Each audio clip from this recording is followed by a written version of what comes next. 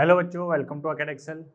तो आज अपन स्टार्ट करने जा रहे हैं कोऑर्डिनेशन केमिस्ट्री का चैप्टर नंबर सेकेंड। ठीक है, सॉरी, कोऑर्डिनेशन का लेक्चर नंबर सेकेंड। ठीक है, चैप्टर तो वही है कोऑर्डिनेशन। तो लेक्चर सेकेंड में हम क्या क्या पढ़ने वाले हैं। एक तो जैसे लास्ट लेक्चर में हमने जहाँ पे ख़त्म किया था टाइप्स ऑफ लिगेंड, ठीक है, वहाँ मैंने आपको बताया था कि नेक्स्ट लेक्चर में अपन लिगेंड्स क्लासीफाई करेंगे, जिसमें हम बात करेंगे classical and non classical ligands की। ठीक है, तो एक तो आज वो वाली बात करेंगे classical and non classical ligands की। फिर उसके बाद सिनर्जिक बॉन्डिंग क्या होती है, ये इंपॉर्टेंट है, इससे भी क्वेश्चन आते हैं आपके। ठीक है, फिर सिनर्जिक बॉन्डिंग का क्या फर्क पड़ता है एंड आईयूपीएसी नॉमेनक्लेचर। तो ये कुछ आज के टॉपिक रहेंगे अपने। ठीक है, चलिए स्टार्ट करते हैं।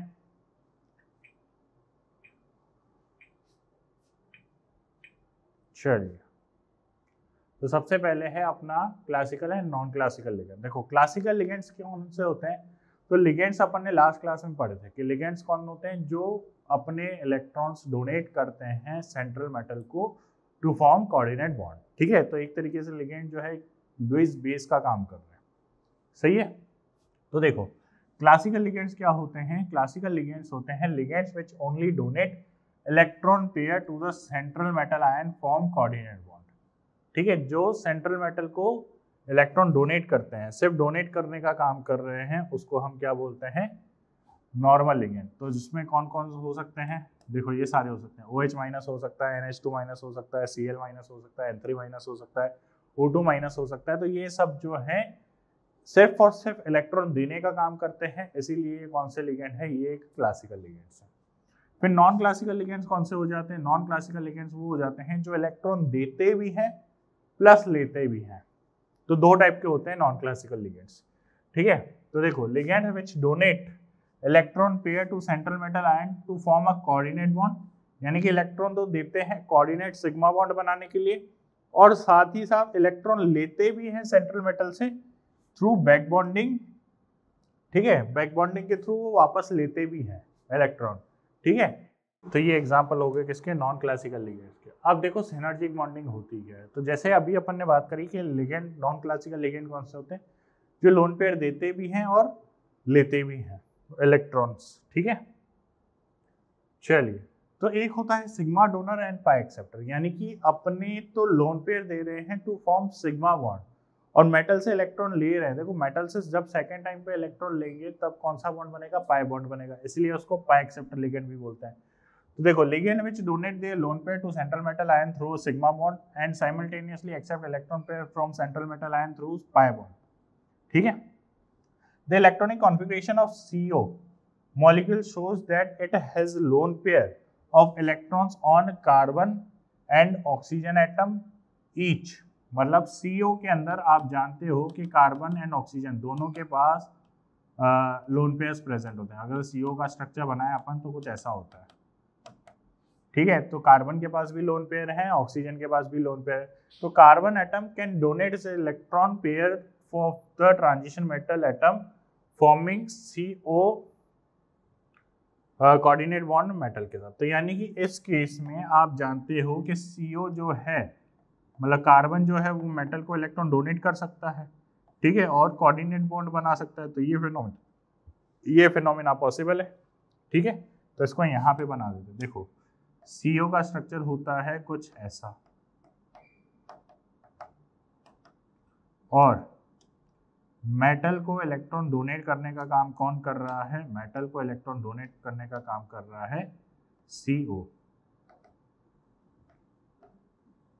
ठीक है, ये तो इस तरीके से यहाँ पे कॉम्प्लेक्स बन रहा है। अब यहाँ पर एक चीज समझो, एक चीज को समझो कि यहाँ पर क्या है कि मेटल तो इलेक्ट्रॉन एक्सेप्ट कर रहा है, और क्या मेटल की टेंडेंसी होती है इलेक्ट्रॉन एक्सेप्ट करने की, बिल्कुल भी नहीं। मेटल तो इलेक्ट्रॉन्स डोनर स्पीसीज होती है, ना कि इलेक्ट्रॉन टेकर।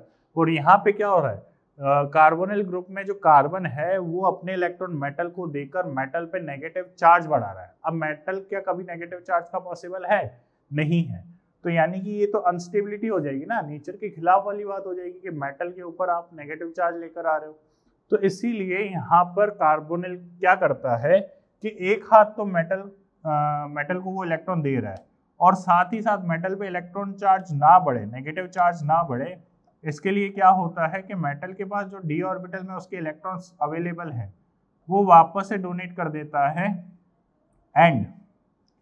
एंड यहाँ पर इस तरीके से लेन देन हो जाती है बराबर। देखो मेटल ने इलेक्ट्रॉन एक हाथ दिया और एक हाथ वापस भी कर दिया, तो यानी कि मेटल पे जो इलेक्ट्रॉन डेंसिटी है वो पहले की तरह मेंटेन है, जिससे मेटल पे कोई नेगेटिव चार्ज नहीं आ रहा। तो इसी फिनोमिना को हम सिनर्जिक बॉन्डिंग कहते हैं। तो देखो, since the metal atom in a metal carbonyl is in zero oxidation state, the formation of MCO sigma bond accumulates a negative charge on the metal atom। ठीक है, कार्बन का electron देना क्या कर रहा है, मेटल के ऊपर नेगेटिव चार्ज क्रिएट कर रहा है, जो कि सही बात नहीं है। ठीक है, तो यहाँ पर क्या होता है, the accumulation of negative charge on the metal atom can be counter balance by transferring some negative charge from the metal to carbonyl molecule, मतलब मेटल से कार्बोनिल मॉलिक्यूल की तरफ वापस से इलेक्ट्रॉन डेंसिटी क्या करी जा रही है, ट्रांसफर करी जा रही है। This transfer can be done by the making MCO pi bond. कौन सा बॉन्ड बनता है, ये पाई बॉन्ड। जैसे कि अभी मैंने बताया आपको कि कार्बोनिल बॉन्ड था, ठीक है, कार्बोनिल बॉन्ड कुछ इस तरीके से होता है। ठीक है, तो मेटल को जब इलेक्ट्रॉन दिया गया तो मेटल को ये इस तरीके से इलेक्ट्रॉन दिया गया, जिससे मेटल पे कौन सा चार्ज आ गया, नेगेटिव चार्ज आ गया। अब आप जानते हो कि मेटल के पास डी ऑर्बिटल वैकेंट भी होती है, तो कुछ इलेक्ट्रॉन भी प्रेजेंट होते हैं। तो मेटल क्या करेगा, अपने ये इलेक्ट्रॉन वापस दे देगा टू फॉर्म पाई बॉन्ड। कौन सा बॉन्ड बनाएगा, ये पाई बॉन्ड बनाएगा, और ये इलेक्ट्रॉन वापस यहाँ ट्रांसफर हो जाएगा। तो ध्यान से देखिए आगे स्ट्रक्चर क्या बनेगी, ये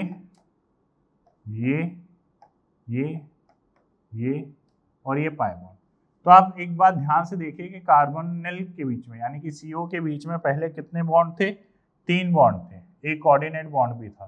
तो यानी कि कार्बन और ऑक्सीजन के बीच में ट्रिपल बॉन्ड था, यानी कि उनके बीच में बढ़िया बॉन्डिंग थी। अब जैसे ही कार्बन ने मेटल को इलेक्ट्रॉन दिए, ठीक है, जैसे ही कार्बन ने मेटल को इलेक्ट्रॉन दिए, मेटल पे नेगेटिव चार्ज बढ़ा, तो मेटल ने अपने इलेक्ट्रॉन वापस कार्बन को देना स्टार्ट किया, जिसकी वजह से मेटल और कार्बन के बीच में डबल बॉन्ड बनना स्टार्ट हुआ।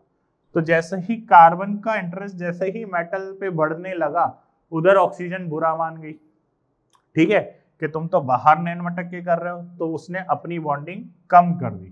तो देखो यहाँ पे अब डबल बॉन्ड ही बना हुआ है, यानी कि इसी रिलेशन को हम क्या बोलते हैं, सिनर्जिक बॉन्डिंग बोलते हैं। कि जब लिगेंड की बॉन्डिंग मेटल के साथ बढ़ने लगती है, तो लिगेंड के अंदर जो आपस में जो बॉन्डिंग है वो वीक होने लगती है। ठीक है, तो देखो, तो यहाँ पे मेटल और कार्बन के बीच में पाई बॉन्ड बनता है by the overlap between N appropriate field D orbital on the metal atom and empty pi y z and pi y star molecular orbital of CO molecule. This type of bonding between metal and carbonyl is called synergic bonding. ऐसी को क्या बोलते हैं, synergic bonding बोलते हैं। I think आपको synergic bonding clear होगी। ठीक है, चलिए आगे देखो। फिर सिनर्जिक बॉन्डिंग से रिलेशन मतलब कंक्लूजन क्या निकल के आता है। तो देखो, मेटल और कार्बन का बॉन्ड स्ट्रेंथ जैसे ही बढ़ेगा तो मेटल और कार्बन की बॉन्ड लेंथ कम होगी। ऑब्वियसली बात है कि बॉन्ड स्ट्रेंथ जो है वो इनवर्सली प्रोपोर्शनल होती है बॉन्ड लेंथ की। ठीक है, बॉन्ड लेंथ की इनवर्सली प्रोपोर्शनल है, because double bond character decrease. उसके बाद CO bond strength decrease. CO की बॉन्ड स्ट्रेंथ क्या हो रही है, देखो पहले यहाँ पे ट्रिपल बॉन्ड था, अब डबल बॉन्ड हो गया, तो CO की बॉन्ड स्ट्रेंथ डिक्रीज हो रही है, या बॉन्ड लेंथ क्या हो रही है, इंक्रीज। ट्रिपल से क्या हो गया, डबल, तो ट्रिपल से जब डबल बॉन्ड बन रहा है तो बॉन्ड लेंथ डिक्रीज हो रही है, because bond order of CO decreases. Triple bond से क्या हो रहा है, यहाँ पर ट्रिपल बॉन्ड से डबल बॉन्ड में कन्वर्ट हो रहा है। ठीक है, तो आई थिंक ये दोनों पॉइंट्स आपको क्लियर हैं यहाँ पर। तो ये चीज आपको ध्यान रखनी है कि सिनर्जिक बॉन्डिंग की वजह से क्या असर पड़ता है। ठीक है, फिर उसके बाद नेक्स्ट टाइप के लिगेंड देखो, पहला तो था सिग्मा डोनर पाई एक्सेप्टर, अब है पाई डोनर पाई एक्सेप्टर, यानी कि अपने पाई इलेक्ट्रॉन्स ही डोनेट कर रहा है और पाई जो मेटल से वापस लेने के बाद जो पाई बॉन्ड बनता है वो वही बॉन्ड है, यानी कि ये तो सेम फिनोमेना है। यहाँ पर ये नई चीज है पाई डोनर, यानी कि अपने पाई इलेक्ट्रॉन्स डोनेट करता है। तो ligands which donate pi electron pair to central metal ion and also accept electron pair from central metal ion through synergic bonding. ठीक है, तो जिनके पास पाई इलेक्ट्रॉन डेंसिटी है, जैसे देखो ये इथीन है, इथीन में ये पाई इलेक्ट्रॉन डेंसिटी है, तो ये इलेक्ट्रॉन डेंसिटी डोनेट हो सकती है। तो ये जो इलेक्ट्रॉन डोनेट हो रहे हैं ना ये, तो इसके आगे लगता है ईटा 2। क्या लगता है? ईटा 2। तो जो भी पाई इलेक्ट्रॉन डोनेट कर रहा होता है उसके लिए सिंबल यूज करते हैं हम ईटा 2। जैसे यहाँ पर ये बेंजीन है, तो ये बेंजीन जो है, ये बेंजीन जो डोनेट करेगी इसके लिए यूज होगा ईटा 6, क्योंकि यहाँ पर 6 इलेक्ट्रॉन डोनेट हो रहे हैं टोटल। तो जितने भी कार्बन पार्टिसिपेट कर रहे हैं, ठीक है, उनके लिए हम क्या यूज कर सकते हैं? ईटा वर्ड यूज कर सकते हैं। जैसे यहाँ पे ये जो पाई इलेक्ट्रॉन डेंसिटी है ना, तो ये 6 के 6 इलेक्ट्रॉन, ये 6 के 6 इलेक्ट्रॉन जो है डोनेट कर रहे होते हैं मेटल को, इसीलिए यहाँ पे हम यूज करते हैं ईटा 6। यहाँ पे ध्यान दीजिए, यहाँ पर ये 5 मेंबर्ड रिंग है, ठीक है, तो ये 5 मेंबर्ड एक साथ डोनेट कर सकते हैं मेटल को, ठीक है, एक साथ डोनेट कर सकते हैं मेटल को। तो इसीलिए यहाँ पे देखो कितने कार्बन है? 5 है, तो यानी कि यहाँ पर ईटा 5 यूज करेंगे। ठीक है, तो जितने नंबर ऑफ कार्बन होते हैं, देखो डोनेट तो 6 इलेक्ट्रॉन हो रहे हैं लेकिन हम 5 यूज कर रहे हैं, तो नंबर ऑफ कार्बन को रिप्रेजेंट करता है ये। किसको? Number of carbon, number of carbon जो डोनेट कर रहे हैं। ठीक है, तो आई थिंक यहाँ पर ये चीज भी क्लियर होगी आपको। एग्जांपल की बात करें तो यहाँ पे इसको बोलते हैं अपन फेरोसिन।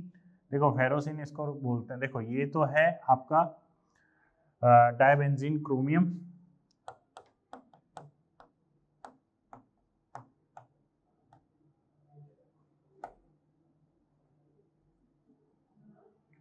ठीक है। फेरोसिन क्या होती है? फेरोसिन होती है आपकी 5 मेंबर्ड की रिंग, ठीक है, बीच में iron sandwich like structure and यहाँ पर भी 5 मेंबर्ड की रिंग, ठीक है। तो ये होता है आपका क्या? Ferrocene, sandwich compound. फिर ये हो गया आपका जीसे सॉल्ट। जीसे सॉल्ट में क्या होता है कि ये प्लेटिनम स्क्वायर प्लेनर कॉम्प्लेक्स होता है, ये प्लेटिनम हो गया, ठीक है। 3 तो क्लोरीन होते हैं और यहाँ पर होती है इथीन, ठीक है। इथीन जो है पाई इलेक्ट्रॉन डोनेट कर रही होती, तो इसको हम बोलते हैं जीसे सॉल्ट, ठीक है। चलिए आगे देखते हैं। तो देखो इनमें से CO बॉन्ड स्ट्रॉन्ग किसमें होगा? बढ़िया सवाल। सबसे पहला, तो पहले की बात करें तो क्रोमियम पे ऑक्सीडेशन स्टेट है प्लस, सेकंड है आयरन पे 0, थर्ड है वेनेडियम पे माइनस, फोर्थ है ऑल हैव इक्वल बॉन्ड। तो पहली चीज देखो यहाँ पे वेनेडियम पे होगा, रीजन क्योंकि वेनेडियम पे नेगेटिव चार्ज है, तो नेगेटिव चार्ज तो यानी कि ज्यादा अपने इलेक्ट्रॉन वापस से डोनेट करेगा तो पाई बॉन्ड ज्यादा बनेगा, ठीक है। तो वेनेडियम और CO है, तो CO ने जैसे ही वेनेडियम को इलेक्ट्रॉन दिया उसमें नेगेटिव चार्ज आया, तो वेनेडियम ज्यादा से ज्यादा इलेक्ट्रॉन देना चाहेगा कार्बोनिल को, जिसकी वजह से मेटल और कार्बन के बीच में बॉन्डिंग बढ़ेगी, तो कार्बन और ऑक्सीजन की बॉन्डिंग घटेगी, ठीक है। तो घटेगी तो बॉन्डिंग घटेगी तो बॉन्ड स्ट्रेंथ वीक होगा, तो स्ट्रॉन्ग पूछा है हमसे, तो स्ट्रॉन्ग तो इस वाले केस में होगा, फर्स्ट वाले में, ठीक है, क्रोमियम वाले में होगा, क्योंकि क्रोमियम कम से कम, क्रोमियम पे पॉजिटिव चार्ज है, क्रोमियम पे पॉजिटिव चार्ज है, तो जैसे ही कार्बोनिल क्रोमियम को इलेक्ट्रॉन देगा तो ये जो है वो कम बैक बॉन्डिंग करेगा, कम बैक बॉन्डिंग करेगा तो कार्बोनिल के बीच में बॉन्डिंग कम वीक होगी, ठीक है। चलिए फिर यहाँ पे match the following and choose the correct option. यहाँ पे देखो इथाइलिन डायमाइन, इथाइलिन डायमाइन कितनी इडेंटिसिटी होती है उसकी? बाइडेंटेट होता है इथाइलिन डायमाइन, बाइडेंटेट। फिर उसकी भी डाइईन भी क्या होता है? डाइईन, तो डाइईन होगा डाइथाइल ट्रायमन यानी कि ट्राइडेंटेड, यानी कि Q आएगा यहाँ पर। तो देखो P और Q, फर्स्ट ऑप्शन में P एंड Q, एक ही ऑप्शन है, तो जा रहा है थर्ड ऑप्शन डायरेक्ट।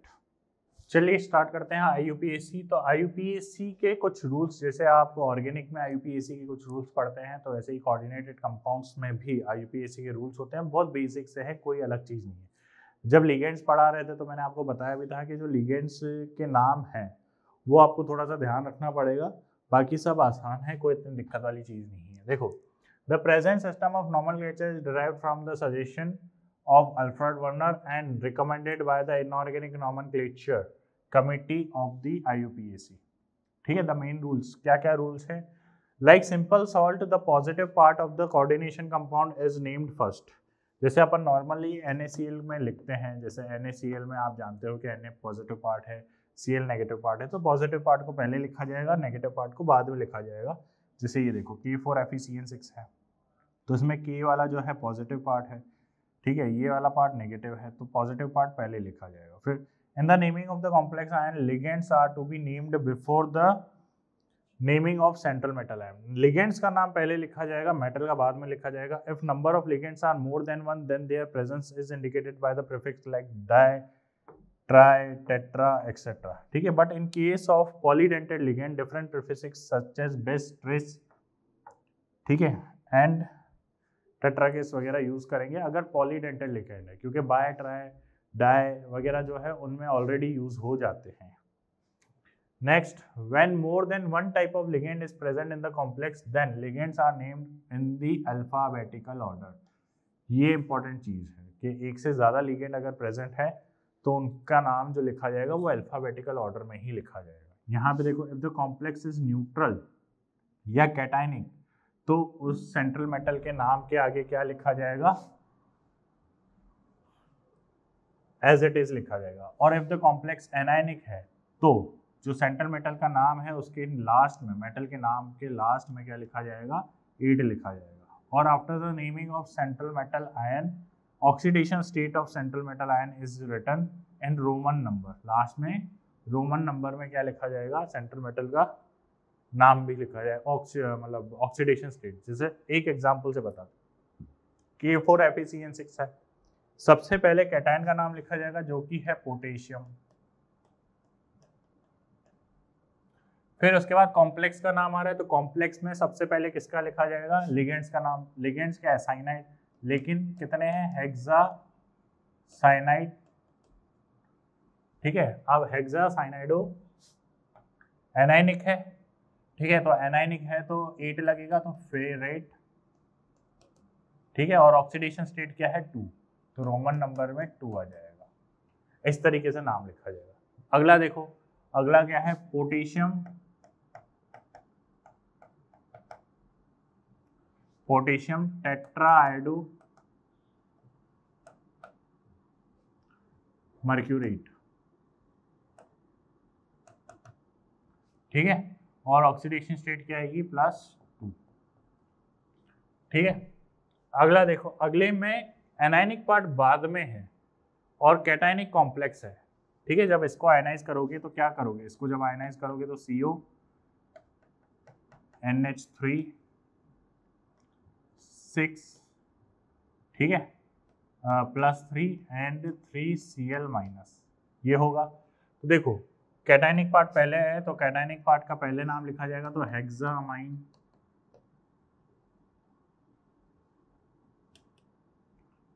हेक्सामाइन,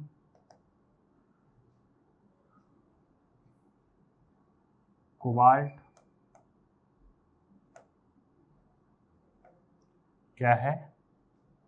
+3 क्लोराइड, ठीक है। इस तरीके से नाम लिखा जाएगा, हेक्सामाइन कोबाल्ट, क्योंकि कैटायनिक है तो कैटायनिक में मेटल का नाम एज इट इज यूज किया जाता है, ठीक है। नेक्स्ट सेम, अब देखो यहाँ पे H2O भी है और क्लोरीन भी है, 2 है, 2 लिगेंड है, तो हम क्या करेंगे? अल्फाबेटिकल ऑर्डर, तो टेट्रा एक्वा, ठीक है, dichloro, dichloro chromium, chromium +1 chloride. ठीक है, इसका नाम क्या हो जाएगा, यहाँ पे भी 2 लिगेंड है और प्लेटिनम है, ठीक है, और न्यूट्रल लिगेंड है, तो देखो अमाइन, डायअमाइन टेट्राक्लोरो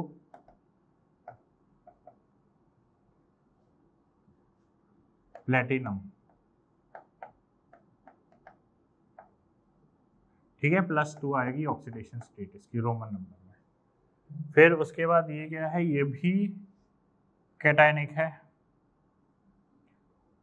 ठीक है, कैटायनिक है, तो इसका नाम क्या होगा, ट्रायअमाइन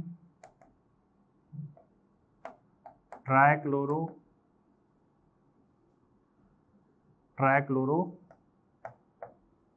कोबाल्ट +3, ठीक है। इसका नाम क्या हो जाए, देखो यहाँ पे कैटायनिक पार्ट पहले, तो पहले कैटायन का नाम क्या है, पोटेशियम, ठीक है, पोटेशियम हेक्सानाइट्रो। अब एनायनिक पार्ट है तो कोबाल्टेट आएगा, कोबाल्टेट, और ऑक्सीडेशन स्टेट क्या आएगी, ऑक्सीडेशन स्टेट +3, ठीक है। यहाँ पे फिर अब कैटायनिक क्या है, सोडियम, और यहाँ पे नाइट्रोसिल है एंड साइनाइड है, तो पहले क्या आएगा, पेंटा साइनाइडो नाइट्रोसिल फेरेट, और ऑक्सीडेशन स्टेट क्या होगी, ये -5 +2 NO+, तो +1 और -5 यानी कि -4 +2 यानी कि +2 आएगी, ठीक है। यहाँ पे टेट्राक्लोरो निकलेट +2। यहाँ पे देखो दो टाइप के लिगेंड, अमाइन और क्लोरो, तो पहले अल्फाबेटिकल ऑर्डर, पेंटाअमाइन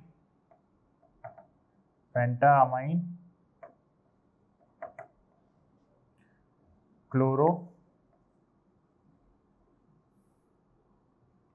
रुथेनियम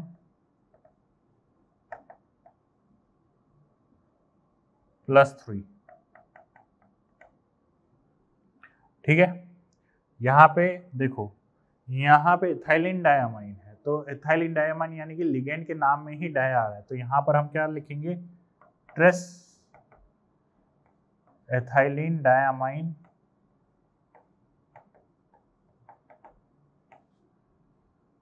और आयरन +3 है, क्लोराइड। काउंटर आयन के नंबर हम रिप्रेजेंट नहीं करते नंबर के थ्रू, ठीक है। यहाँ पे ग्लाइसिनेटो है, तो बेस ग्लाइसिनेटो निकलेट +2, ठीक है।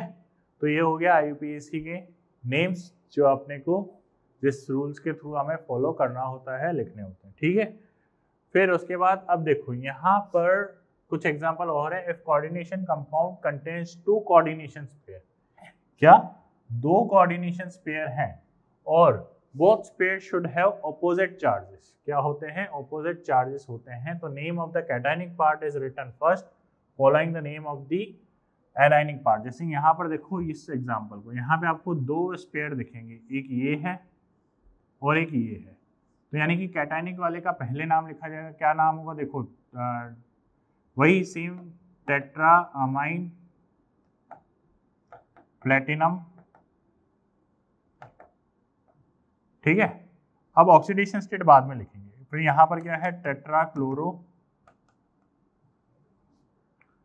प्लेटिनेट, क्योंकि यहाँ पर क्या है, एनायनिक कॉम्प्लेक्स है, ठीक है। अब यहाँ पे ऑक्सीडेशन स्टेट क्या है, +2, यहाँ पर क्या आ जाएगी, +4, ठीक है। तो यहाँ पर आएगा +2 और यहाँ आएगा +4, तो यहाँ थोड़ी सी गड़बड़ हो गई है, ठीक है। तो यहाँ पर यानी कि ये ऑक्सीडेशन स्टेट गलत लिखी हुई है यहाँ पे, बस इतना सा ध्यान रखना।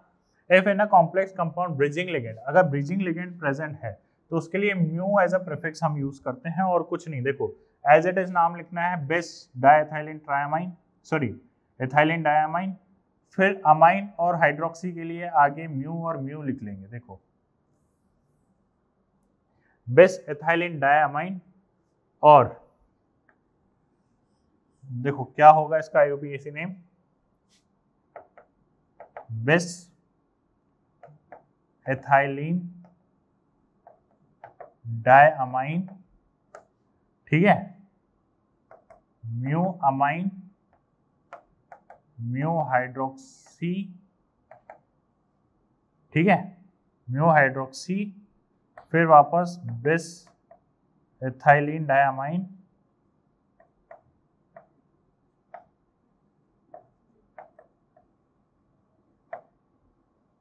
कोबाल्ट,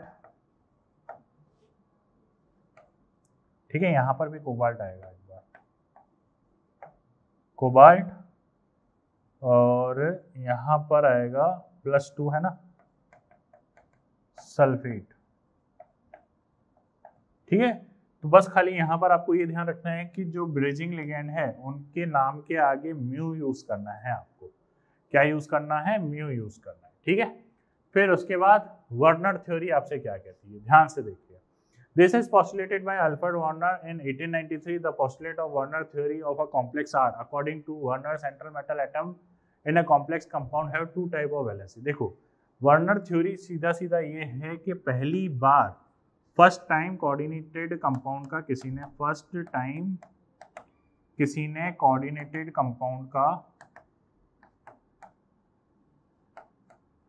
कंपाउंड का स्ट्रक्चर रिप्रेजेंट करने की कोशिश करी थी, ठीक है, स्ट्रक्चर रिप्रेजेंट करने की कोशिश करी थी। तो उसने कहा क्या था कि देखो मेटल के आसपास दो टाइप की वैलेंसीज प्रेजेंट होती है।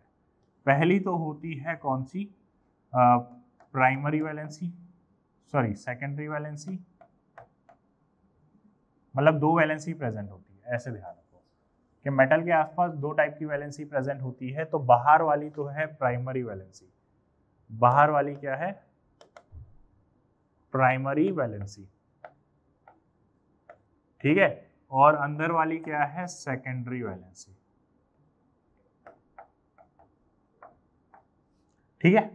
जो सेकेंडरी वैलेंसी है उसमें लिगेंड प्रेजेंट होते हैं, क्या प्रेजेंट होते हैं, लिगेंड्स प्रेजेंट होते हैं जो डायरेक्टली बॉन्डेड होते हैं किससे, मेटल से, ठीक है। और यानी कि सेकेंडरी वैलेंसी जो है कोऑर्डिनेट बॉन्ड बनाती है, ठीक है, जिसमें positive, negative and neutral type के मॉलिक्यूल्स प्रेजेंट होते हैं। और जो secondary valence sorry primary valency है, प्राइमरी वैलेंसी में काउंटर आयंस प्रेजेंट होते हैं। क्या प्रेजेंट होते हैं, काउंटर आयंस प्रेजेंट होते हैं। काउंटर आयन को अपन C से लिख लेते हैं, ठीक है। और ये जो है कोऑर्डिनेट बॉन्ड से सेटिस्फाइड होते हैं, ठीक है, किससे सेटिस्फाई होते हैं, कोऑर्डिनेट बॉन्ड से सेटिस्फाई होते हैं, ठीक है। तो ये कंप्लीट थ्योरी थी किसकी, वर्नर थ्योरी की। देखो अब आगे कि प्राइमरी वैलेंसी जो है, अब ये जो प्राइमरी वैलेंसी है, ये देखो प्राइमरी वैलेंसी क्या है, ऑक्सीडेशन स्टेट डिटरमाइन करती है ऑन कॉम्प्लेक्स, ठीक है। ऑक्सीडेशन स्टेट ऑन कॉम्प्लेक्स कौन डिसाइड करता है, ये तो oxidation state on central metal atom कह लो या फिर पूरे कॉम्प्लेक्स पे कह लो। और फिर ये जो सेकेंडरी वैलेंसी है वो कोऑर्डिनेशन नंबर डिसाइड करती है। ऑब्वियसली बात है कि ये जो सेकेंडरी वैलेंसी है इसमें ही तो कोऑर्डिनेट बॉन्ड बने हुए हैं, ठीक है। तो सेकेंडरी वैलेंसी कोऑर्डिनेट बॉन्ड बनाती है और primary valency central metal atom बनाती है। प्राइमरी वैलेंसी जो है एनाइन से सेटिस्फाइड है, सेकेंडरी वैलेंसी लिगेंड से सेटिस्फाइड है। ये नॉन डायरेक्शनल होता है क्योंकि बॉन्ड नहीं होता, ठीक है, यहाँ पर डायरेक्शनल होता है क्योंकि कोऑर्डिनेट बॉन्ड बना हुआ होता है। कौन सा बॉन्ड होता है? कोऑर्डिनेट बॉन्ड होता है, ठीक है। ये आयनाइजेबल नहीं होता, ये आयनाइजेबल होता है क्योंकि काउंटर आयंस प्रेजेंट होते हैं generally with not helpful geometry protection, और यहाँ पे कोऑर्डिनेट बॉन्ड है तो ऑब्वियसली ज्योमेट्री प्रोटेक्शन यही करेगा। इतनी सी वर्नर थ्योरी है, कोई खास सवाल आता नहीं है इससे। एक्सपेरिमेंटल एविडेंस की बात करें, एक्सपेरिमेंटल एविडेंस की अगर हम बात करें तो देखिए, तो बात करते हैं experimental evidence of Werner theory, ठीक है। वर्नर थ्योरी के एक्सपेरिमेंटल एविडेंस के बारे में बात करते हैं तो ध्यान से देखिएगा। Precipitation of primary valences on the addition of suitable reagent in a series of compound of cobalt +3, ठीक है, chlorine with ammonia, it was found that some of the chloride ions could be precipitated as AgCl, could be precipitated as AgCl on adding silver nitrate solution, but some remained in solution. अब देखो actually हो क्या रहा था, actually हो ये रहा था कि अगर हम, तो देखो एक्चुअली हो क्या रहा था, तो हो ये रहा था कि जैसे मान लेते हैं कि वर्नर ने ये कंपाउंड ली, यानी कि कोबाल्ट क्लोराइड लिया, ठीक है, और 6 मोल अमोनिया ली, तो जब इसने इस सॉल्यूशन को AgNO3 के साथ ट्रीट किया तो उससे 3 मोल AgCl के PPTs ऑब्टेन हुए, वाइट PPTs ऑब्टेन हुई, ठीक है। और जब उसने, ठीक है, वर्नर ने क्या किया कि अमोनिया के मोल्स कम कर दिए, अमोनिया के मोल्स कितने कर दिए? 5 कर दिए।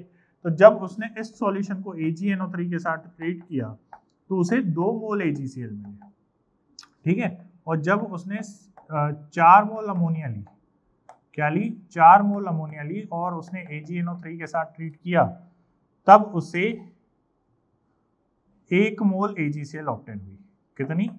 1 मोल AgCl ऑब्टेन हुई, ठीक है। और जब उसने 3 मोल अमोनिया लिया तो उसे AgNO3 के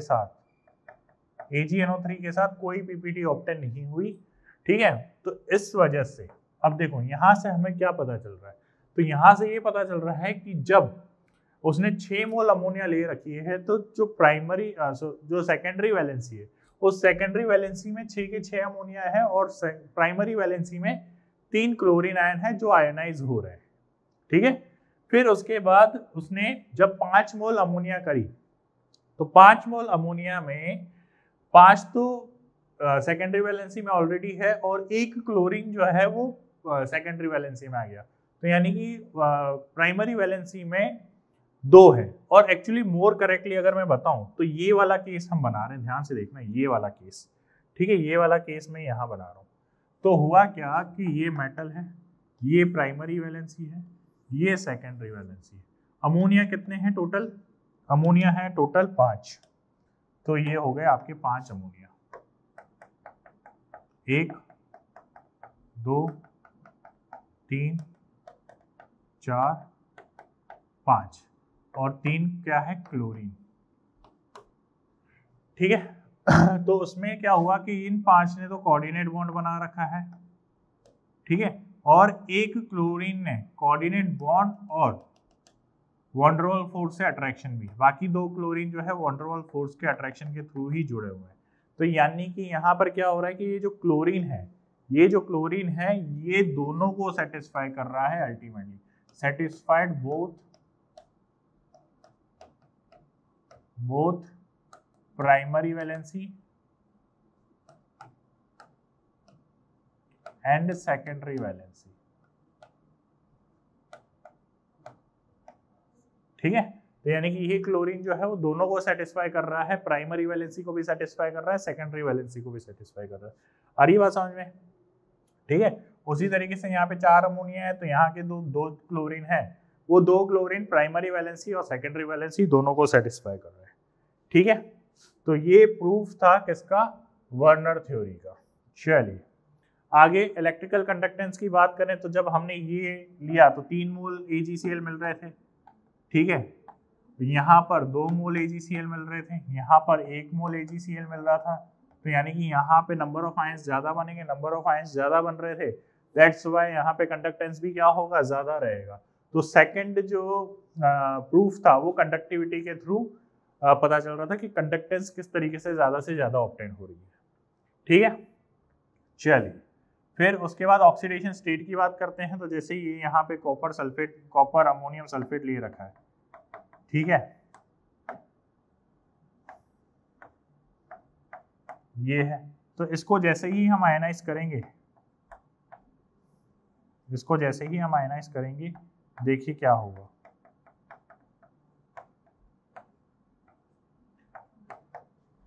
टू प्लस एंड SO4 2-। ठीक है, तो जब इस तरीके से हम आयनाइज करेंगे तो यहाँ पर ध्यान से देखो, कॉपर पे कौन सा ऑक्सीडेशन, कॉपर पे +2 चार्ज आएगा। क्यों? क्योंकि अमोनिया यहाँ पर न्यूट्रल है। ठीक है, ये वाला केस देखिए, कोबाल्ट है, अमोनिया है 6 और यहाँ पर 3 क्लोरीन है। तो जब इसको आयनाइज करोगे क्या बनेगा, कोबाल्ट है, अमोनिया है, ठीक है, और यहाँ पे 3+ एंड 3Cl- बनेगा। तो यहाँ से जो प्रोडक्ट बनेगा आपका वो क्या बनेगा, कोबाल्ट 3+। ठीक है, तो यानी कि ये हो गया। अब देखो यहाँ पे हमें पढ़ना है इफेक्टिव एटॉमिक नंबर। अब देखो इफेक्टिव एटॉमिक नंबर क्या होता है। ठीक है, इफेक्टिव एटॉमिक नंबर क्या होता है, तो जैसे आपने केमिकल बॉन्डिंग में ऑक्टेट रूल पढ़ा है, क्या पढ़ा है उसमें कि जो सेकंड पीरियड के एलिमेंट्स हैं वो अपनी कॉन्फ़िगरेशन इनर्ट गैस जैसी करना चाहते हैं, यही ऑक्टेट रूल है। या अपना वैलेंस ऑर्बिटल में 8 इलेक्ट्रॉन कंप्लीट करना चाहते हैं, यही आपने ऑक्टेट रूल पढ़ा है। EN में क्या होता है कि वो अपने जो इफेक्टिव एटॉमिक नंबर है या जो टोटल एटॉमिक इलेक्ट्रॉन्स हैं, जो अपने इलेक्ट्रॉन है वो इनर्ट गैस के बराबर करना चाहते हैं। ठीक है, और क्या होते हैं वो 2, 10, 18, 36, 54, 86। ठीक है, तो ये अपने इलेक्ट्रॉन इतने करना चाहते हैं। तो ये अगर नंबर आ रहा है यानी कि वो इफेक्टिव एटॉमिक नंबर को फॉलो कर रहा है। जैसे एग्जाम्पल से समझिएगा, ये तो ऑक्सीडेशन स्टेट का एग्जाम्पल था, अब एग्जाम्पल से समझिए। जैसे यहाँ पर मैं ले रहा हूँ कॉपर अमोनियम सल्फेट, ठीक है, क्या ले रहा हूँ, कॉपर अमोनियम सल्फेट 2+। तो यहाँ पर हम बात करें तो कॉपर की ऑक्सीडेशन स्टेट क्या है, +2। कॉपर का एटॉमिक नंबर होता है 29 ही इलेक्ट्रॉन होते हैं, +2 चार्ज आ गया यानी कि 2 इलेक्ट्रॉन जा चुके। तो यानी कि इलेक्ट्रॉन कितने होंगे, देखो 29 एटॉमिक नंबर है, उसमें से 2 इलेक्ट्रॉन जा चुके बिकॉज ऑफ +2 चार्ज। ठीक है, उसके बाद देखो 4 अमोनिया आ रहे हैं, तो 4 अमोनिया कोऑर्डिनेट बॉन्ड बनाने आ रहे हैं, तो वो 2 इलेक्ट्रॉन लेकर आ रहे हैं। टोटल कितना हो गया, 27 + 8 कितना हो रहा है, 35। तो यानी कि यहाँ पर ये EN रूल को फॉलो नहीं कर रहा, क्योंकि EN रूल कब फॉलो होगा, जब एटॉमिक नंबर इनर्ट गैसेस के बराबर हो और एटॉमिक क्या होता है, 36 होता है।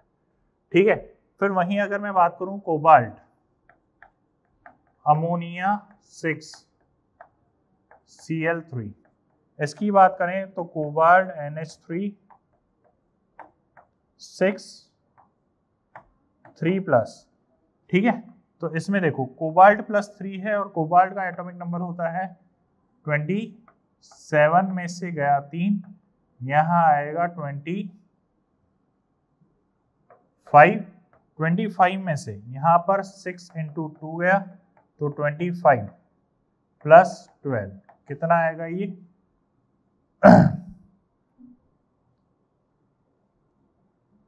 24 होगा, सॉरी बता भी नहीं रहे,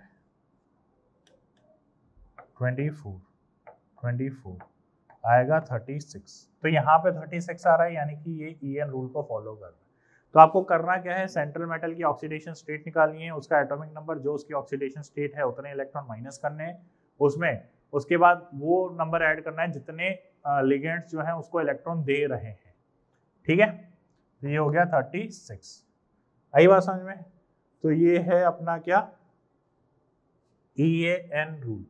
अब एक चीज समझना, देखो यहाँ पर 35 है और ये 36 होना चाहता है, यानी कि एक इलेक्ट्रॉन लेगा।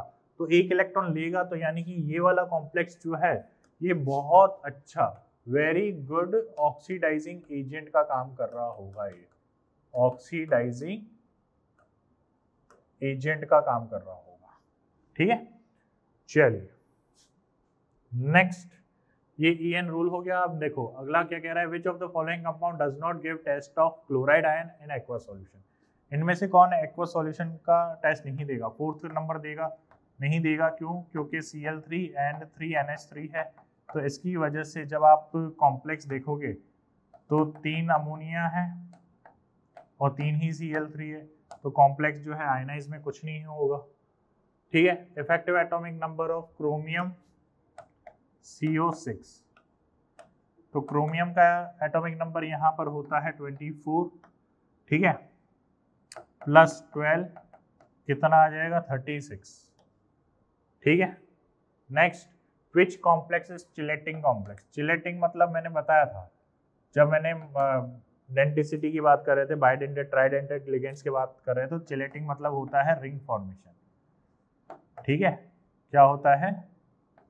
Ring formation. तो रिंग फॉर्मेशन का काम कौन करेगा? मल्टीडेंटेड। तो देखो एथिलीन डायमाइन जो है वो रिंग फॉर्मेशन का काम करता है, बाकी यहाँ पर और कोई भी मल्टीडेंटेड लिगेंड नहीं है।